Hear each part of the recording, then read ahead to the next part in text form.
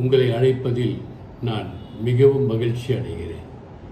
இன்று நாம் பார்க்க போகும் வேத வசனத்தின் தலைப்பு, எந்த பிரச்சனை வந்தாலும், நெருப்பில் நீங்கள் எரிகிற மாதிரி பிரச்சனைகள் வந்தாலும், தண்ணீரில் நீங்கள் முழுகிற மாதிரி பிரச்சனை வந்தாலும் கவலையே படாதீங்க.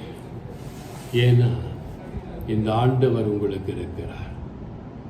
இன்று ஒரு சகோதரி எனக்கு ஒரு செய்தியை அனுப்புகிறாங்க. நீங்கள் ஜெபம் பண்ணுறீங்க, மாற்றி மாற்றி பேசுகிறீங்கன்னு.